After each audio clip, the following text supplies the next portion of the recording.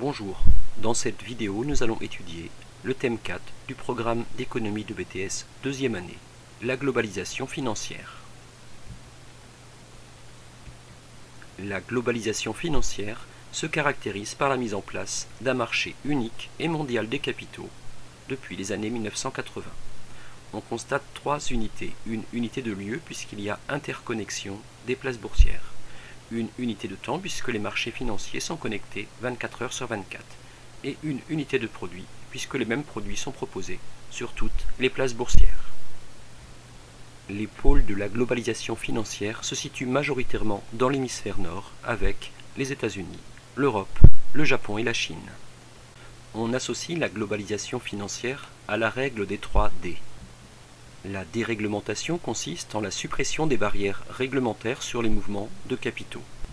La désintermédiation correspond au financement direct sur les marchés financiers en émettant des titres et au détriment du financement bancaire. Le décloisonnement, enfin, signifie la suppression de la séparation entre banque de dépôt et banque d'affaires, entre marché à court terme et marché à long terme.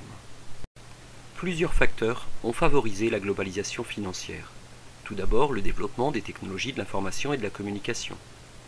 Par ailleurs, le vieillissement de la population des pays occidentaux, leur permettant de dégager une épargne importante au profit des pays émergents.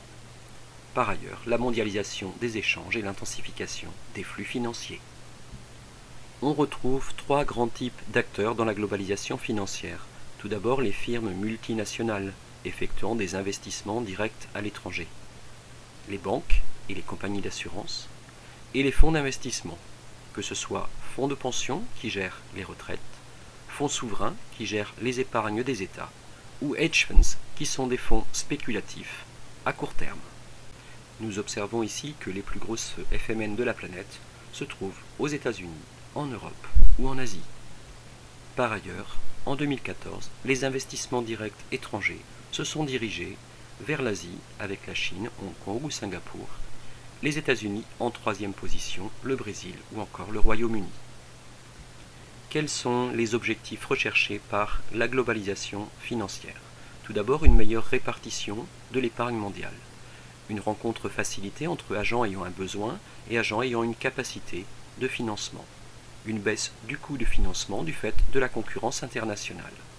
On en attend également davantage de croissance économique, notamment dans les pays en développement. L'objectif est encore que les capitaux s'orientent vers les activités les plus dynamiques. Enfin, on attend une protection contre les risques financiers permis grâce à la diversification aux nouveaux produits financiers proposés, notamment comme les produits dérivés. Les produits dérivés sont des supports qui permettent de se couvrir contre les variations de taux de change, de taux d'intérêt ou des cours des matières premières par exemple. Une trentaine d'années après son développement, on constate que la globalisation financière présente de très nombreux effets pervers. Tout d'abord, une totale déconnexion de la sphère financière vis-à-vis de l'économie réelle. Une tendance à la vision à court terme de la part des investisseurs, préférant les investissements financiers plutôt que corporels. Une tendance à la spéculation, renforcée par les technologies de l'information et de la communication. Globalement, un accroissement des risques, facteur d'instabilité, le développement de nombreuses bulles spéculatives, ainsi que des paradis fiscaux permettant le blanchiment d'argent et l'évasion fiscale.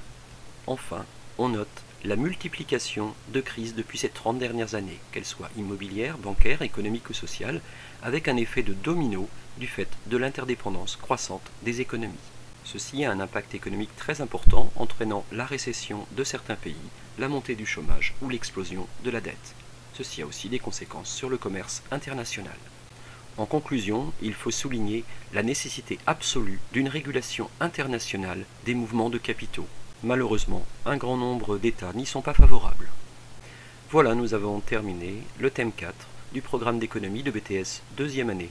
Bonne révision!